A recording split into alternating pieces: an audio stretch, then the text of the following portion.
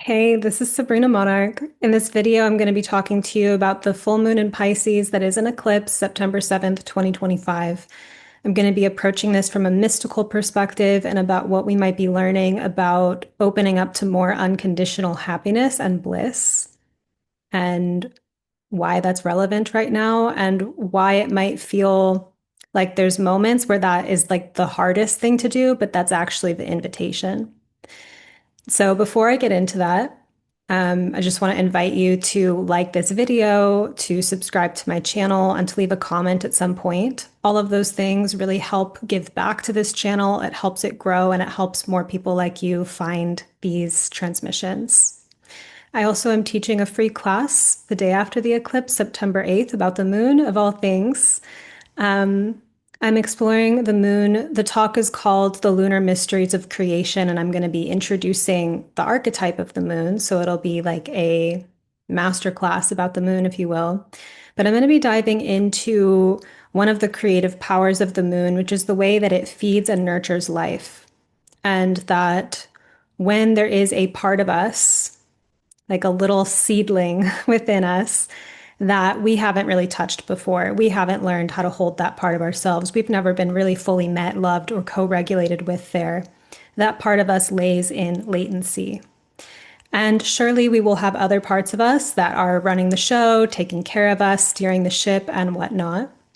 And those parts of us may be what have adapted to that type of lack of nourishment, right? Other stronger parts of us that took over the story. And when we actually bring care and attunement, right, we find the connections that can meet us there. We actually open to meeting ourselves there. Our life accelerates, our plot accelerates in a deeply meaningful way that really touches us, right? It touches you where you're really like something matters to you, something is tender, right?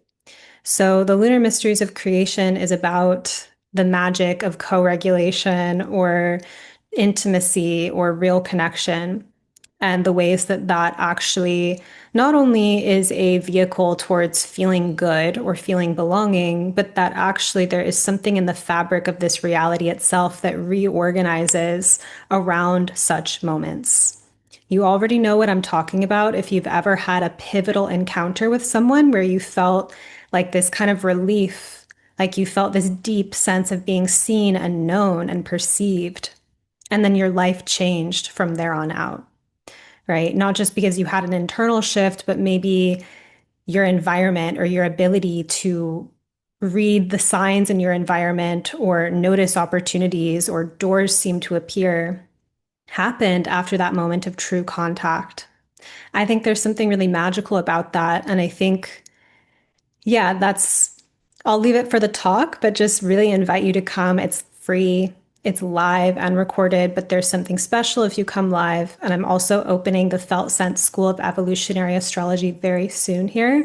So if you want to have announcements for when my School of Astrology opens, for context, I've been teaching evolutionary astrology for 8 years, and I'm actually reteaching the whole program, even though like it was great and the teachings are really, I'd go back and watch them and be like, this is lit, like, right? But those recordings were recorded a bit ago, and I want to go back and really dial in a lot of the updates that I've had in awareness and just invite like a deep renovation of my teachings. And I teach astrology to really invite you into your own fluency, right? For you to have your own personal, very personal connection to the archetypes so that when you speak about astrology, if you're doing it just for your own enrichment and your own study, or if it's something that you share with others, but as you contact that language from a place that's more rooted in you and more personal and touching to you, it becomes not just like a skill you have, but like a way that reality animates and opens up with you, right? Everyday kind of magic and synchronicities. So the Felt Sense School of Evolutionary Astrology will support your fluency and deepening in this language. So stay tuned for that. Get on my mailing list, join the Lunar Mysteries of Creation workshop to be in the know about all of that. So let's talk about this eclipse in Pisces. I'll just show you the chart real quick so I can highlight a few things concretely. So it is a mid-degree full moon in Pisces, very close to the North Node. We have the Sun in Virgo on the South Node in Virgo. Mercury is there as well.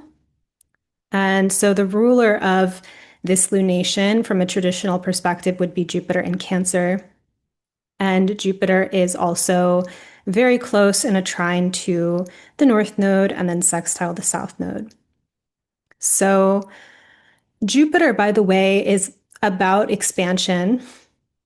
It is about how our horizons broaden whenever we have good opportunities, right? How our life can open up, or how when we increase our knowledge, more becomes available to us in life. Like our awareness actually opens up and doorways we had never even noticed before seem to appear that we now have the tools to walk through. So, I mean, in a simple way, we know this, like education gives you kind of like a leg up in the world or in your life. And so Jupiter experiences can be how we have lessons or different types of expansive experiences in life that give us the resource to go farther than we could have otherwise. And Jupiter is also about endings, right? Like in Peter Pan, right? The idea of like death is the next big adventure.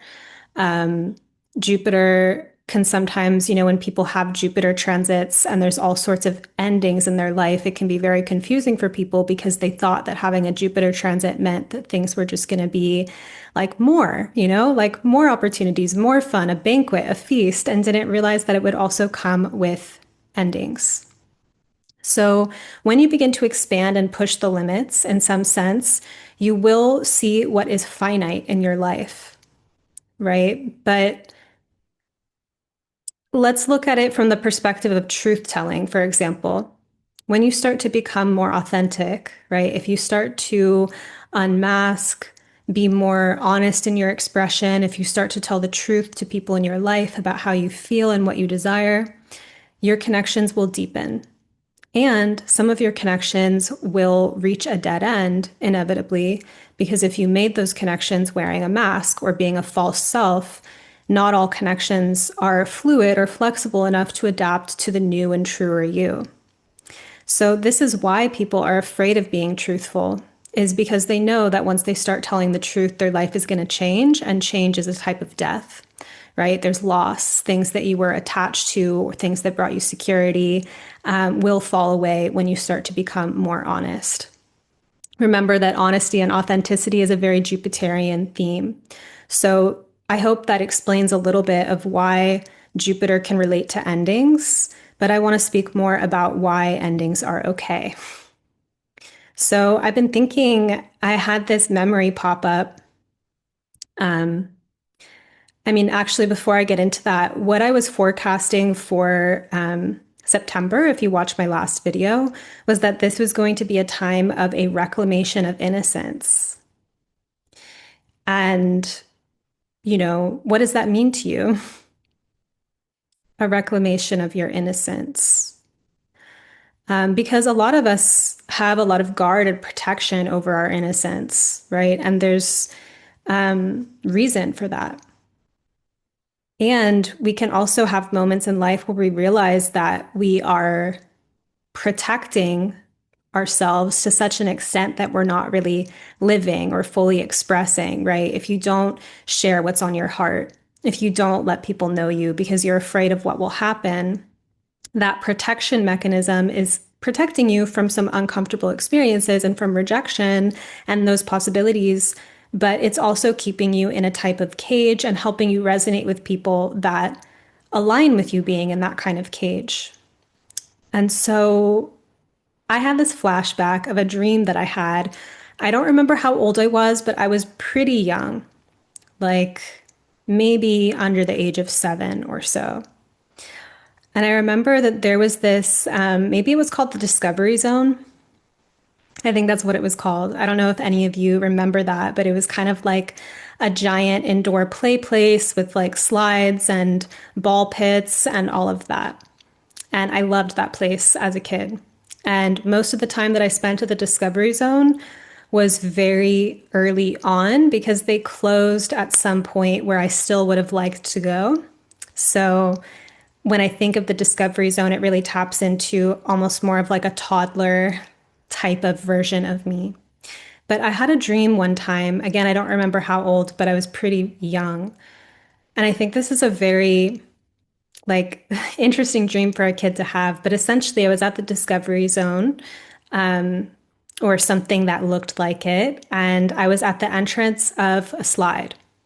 And it's kind of like dark around the edges of the scene. And there's a few other kids at the entrance of the slide. And one of them informs me if you go down the slide, like it leads to death. Like you'll pretty much just die if you go down the slide. And, I look into the slide and it's just blackness. And that was pretty much the dream. I didn't go down the slide. I think I had some kind of meta awareness of like, I'm still just a kid. It's probably not my time. And, I'm trepidatious. I'm not going to jump into my own death. But it was so existential, right? And there's something I think fairly innocent about that dream. For one, even though there was a slight undertone in the dream of like awe, like the awesomeness of this slide that just guarantees a portal out of this existence, like there was a respect for me with that kind of transition. It was just at a playground. And what one of my meditations have been this season, as I shared this with my mailing list, by the way, I share writing there that I don't always bring here, so do sign up for that. But I was talking about how I had recently had a conversation with my friend Daniela Gill, a Piscean extraordinaire, who gave me the advice to repattern my experience of endings, right? To go into endings with a kind of like we energy, right? Because if you zoom way back out and see how fleeting this life is, and we get so attached and so invested and we take things so seriously, but everything's in flux. And, what if you just trust that inside of these changes, you will be carried into a next and even better and more amazing thing? Right? That it's simply a mental habit to pattern despair and grief and all this kind of heaviness over endings.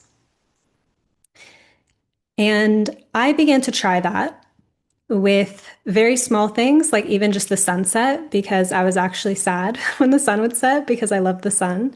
And just being like, you know what? Like, yay, I loved the daytime and now it's night, right? Or like when I go to sleep, like, yay, the day is over. And what this reminded me of immediately, though, when Daniela told me this, was the concept of the bardo. So I had learned this detail about the bardo in a book called Yin Mysticism by another friend of mine, Brynja Magnuson. And the concept is that, hear me out, I'm going to loop all these things and weave all these things together. The concept is that at death, you have that, light at the end of the tunnel. And that being in a state of joy and spaciousness gives you the velocity to get to the end of the tunnel and go into the light and land into a better next life, like a new life that is an expansion beyond the one that you just had.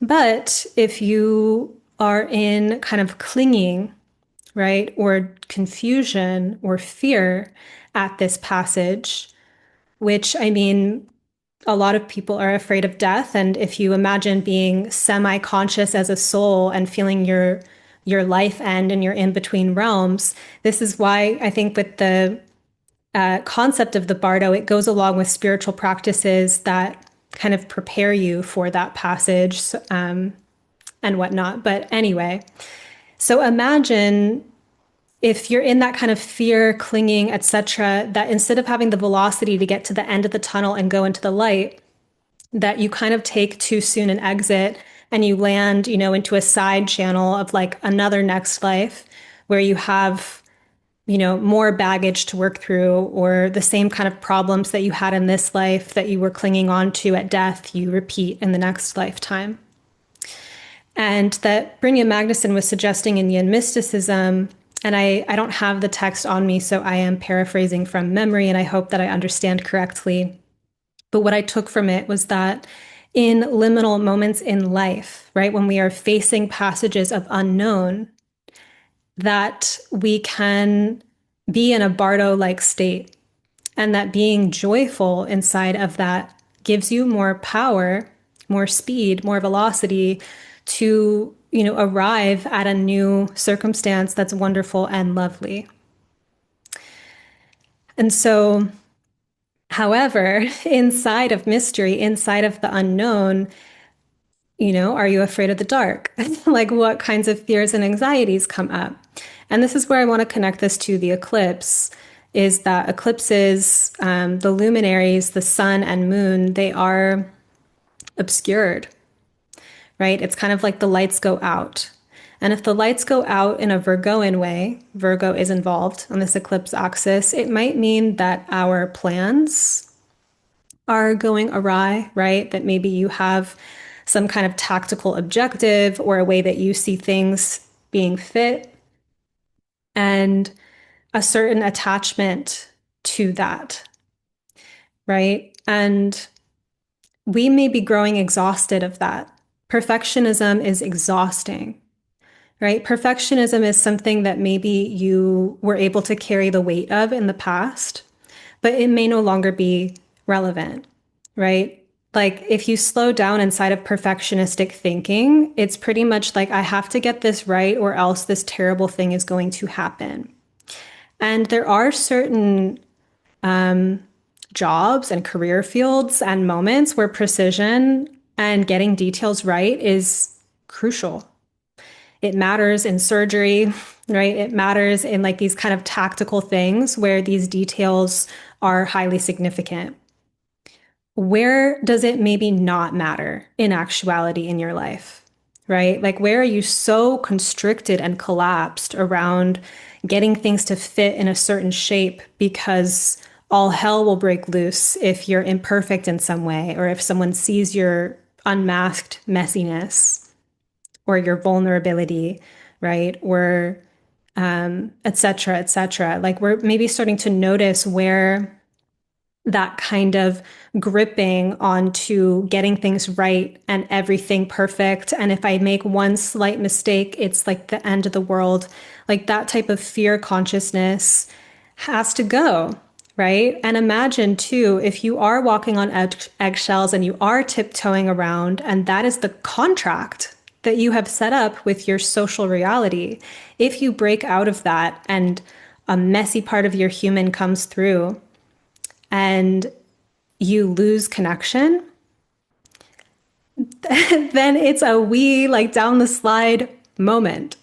It is onward to the next good thing, right? And if we actually add some resource here, because this isn't just about letting ourselves be a mess, because we can have some deep forgiveness and bring in the Pisces in that. But Pisces is also like portal like joy from other realms, right? It's like dolphin energy. Like a lot of us know that dolphins are like very mystical, amazing creatures, right? That they have like an energetic frequency that just inspires people, right? That they have this kind of play or almost like this kind of alien joy. No one shames the dolphins for not being in reality, right? But people that, when we step into that kind of Piscean willingness to not fully be entrenched and entangled in this world. It's relevant to know how to be in this world. But also, if you have the kind of freedom in your consciousness to unconditionally tap into joy, regardless of there being a concrete reason to be joyful, you begin to open portals. You begin to create new realities, right? So one of the years ago, I studied mysticism through a free online course. And it sounds so funny to say because I am a mystic and my life is mystical. So that was not my only study of mysticism, but this very impactful course, I should say, by Bentinho Mazzaro. And I found it when I was having a dark night of the soul. Like I was having a really bad time. And someone who knew I was having a bad time sent that to me. And in the course, Bentinho Mazzara was talking about how it's kind of socially normalized that we react emotionally to concrete physical circumstances. And that is a way that we get entrenched and, in the world. Versus when you decide for no reason to be joyful or to tap into a feeling state that is elevated, he was suggesting that those feeling states and that thinking states precede matter. So you can begin to manifest circumstances based on your emotional frequency, and that gets you out of the density loop of being reactionary to what is simply happening in the reality. And if you begin to fly in that way, right, if you're not bound to the reality, it does upset the people, right? It's like the community is like, there's many cultures, right, where, don't fly too close to the sun, or what are the sayings? Like the tall poppy gets cut down or whatever. Like there are some cultures where when people excel or are shining bright or are standing above the crowd, that instead of that being an inspiration and instead of that creating some kind of celebration, there's more of like a get back down. Who are you to be that way? And I see this happen a lot with the mysticism and what's Piscean is that there's just kind of like a jadedness of like, how dare you detach from the brutality and horror of this world and experience joy. Um, and from a Piscean perspective, Pisces has some work to do on this planet. Pisces is here to bridge worlds. So they need, right? What is Piscean about us needs to have access to these other realms. And when we remove the kind of habitual mental conditioning that because things are happening in a concrete way, I must suffer, right? If we like open up to the flight, the radical joy of just enjoying our existence, having trust in the trials and tribulations and the little problems and the big problems and the things that come up on our journey, but instead of viewing them from a place of collapse and fear, that we actually have this greater expansive sense of wonder about it all. And we're so resourced by our ability to find heaven on earth and be in these paradisical states of consciousness and be in these deep pleasure peak states. That gives us energy and resource to play and integrate with earth and with our concrete reality in a much different way, right? Because if you are obsessed and entrenched with the world or the problems of your life, if your view is that collapsed, then, and you're driven by fear, right, there will be things that you don't want to happen. And you can narrow your energy to try to quarantine and like live in a defensive, reactive state of, I'm trying to prevent these bad things from happening. And it creates this closure. And opening up to these upper limits of joy, bliss, expansion, dolphin frequency, like radical joy energy is very scary to some parts of us that are protective and don't think that's possible or are afraid of the fall from grace or the loss, right? That if you play a game that big, if you go to those heights and now and then you take a tumble or things don't work out, again, remembering the slide and like the wee energy, right? That like if you can trust endings and trust transitions, then it's going to be a whole lot less scary to be excited about things, right? Because I think a lot of like people can live very comfortably in a certain middle range or a lower depressive range. Because if you're depressed or you're at a low range, it's uncomfortable and painful, but you don't have a lot to lose in some sense. And then if you're in the middle range, it's like life is good. I'm kind of going about my business and whatnot. The upper ranges, peak experiences, peak desire, eros, right? Like that's where you begin to touch things that matter really deeply to you, things that match your template of why you even want to exist, the things that make you feel super alive, the things that make you feel free, the things that make you feel like you're flying. And opening to that is contending with the duality of hope and despair, right? And this is really like, I see this all the time. Um, that the things that are the most erotically charged to us and the things that we desire the most have a lot of story attached to it, of other times in our life where we've come close to it or we've just tasted a glimpse of it and then it's come crashing down, right? Or it's like turned into a nightmare or something like that. And yet we keep trying because it's part of the point of our life. Like an example is romantic love, right? A lot of people have a lot of pain attached to romantic love, and still they yearn for it and still they try again. But every time they get closer, right, if it hasn't been the thing that's stabilized in their life yet, every time they get closer to the realization of it, it's like, that is a far way to fall. That is a slide. And so we get defensive and protective and fearful. We might, be, what's the word, like conscientious, careful, mindful, taking our time, all of those things.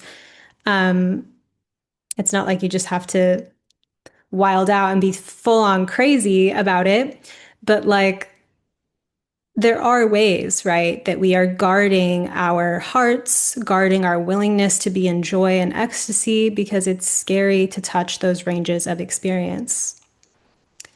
And I think that what Pisces really teaches is like, what if you loved this life so much?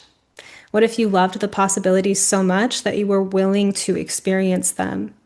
And you were willing to experience the full life cycle of things coming into form and things leaving form because everything here is impermanent and everything ends. And Pisces knows that. I have like full body rolling chills of ecstasy right now, by the way, but like Pisces knows that. And so, even as you're beginning to taste these things, you also know the sweetness of their impermanence. And if you protect yourself so much from the ending, right, or you feel like that's the worst possible thing, you're going to grip and relate to the ride a lot different. And so, I've been listening to Madeline Moon's Artist of Love audiobook, and I love this book so much. It's been very impactful for me. But one of, I feel like her main points is that she's teaching people how to open up to the love, especially feminine beings, but she's teaching people how to open up to the love of the moment and to like incarnate more love into the moment through making art, which is expressing, right? It's like letting yourself be expressed, letting people feel and know you. And that can come out as like a gesture or a song or she uses a lot in a relationship context, like instead of having like a serious sit down conversation about the dishes piling up, that you just kind of like faint at the, and scream, and your partner comes running and you're like, the dishes, right? And so you create play and drama in moments of friction and moments of like tussling with the friction that comes up in relationship. And I think this book is profound. Like, I think it is a message for the times, right? Because we are in Pluto and Aquarius times, and there is a deep freeze, deep chill thing happening. And I feel like she is this beacon, her teachings are a beacon of like actual romance and play and this type of innocence that is actually in relationship to the reality that life is triggering and that relationships are triggering. And how are you going to deal with that inevitable pain? And something that she said that really struck with me was, inside of romantic heartache or romantic setbacks, and I'm paraphrasing from memory again here, she's like, you may have learned that the normal thing to do was to like be on the floor crying after that, or be like eating ice cream or like laying around for a few weeks moping. She's like, and like you can do that and you can learn other ways to move through those portals, right? You might make a song, like you might do something expressive, but as you let the energy move through you in this kind of expression, right? Saying yes to the experience that deeply, that you can learn other ways to move through it. Again, like the slide of death, change, and transition, and just being like, what a ride. Like, I'm ready for the next bigger and greater thing. We don't necessarily think that way if we think that possibilities are limited or the thing that we're losing is so precious and rare. And it may be precious and it may be special. And there may be, it's not to not value the things that we're experiencing, the relationships that we have, because we're just like, well, it's all replaceable. It's not that at all. It's like honoring the life cycle of things deeply, including the transitions. And those are really, transitions are hard, right? But mutable signs, which include Pisces, Virgo, also Gemini, and Sagittarius, the mutable signs are all about change and transition. And Pisces is radical, unconditional joy. So one of the biggest Piscean medicines could really be that type of faith and unconditional joy inside of moments where we actually don't know what's on the other side.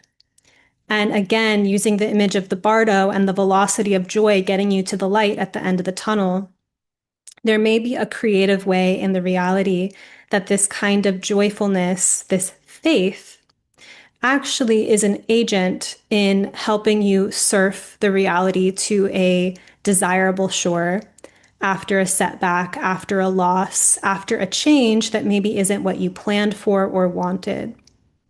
And what I'll say also is that just because it's eclipse season and like changes are in the works and whatnot, sometimes in moments of uncertainty or moments of silence or pause, and we just simply don't know what's happening, that's where things start to go haywire in our mind because we're afraid of what could happen, right? That's when we start to get existential basic anxiety. If this timeline that I don't want happens, how am I going to cope? And then living in this contracted state of fear and kind of like, oh no, like I hope that thing doesn't happen. And then eventually the chips fall and either the bad thing happens or it doesn't. But you spent the way there, you know, gripping.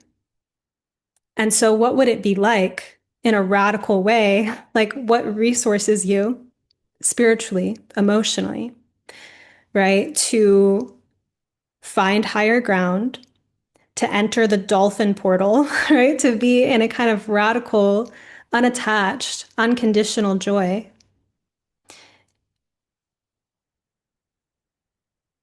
right? What happens when you tap into that channel?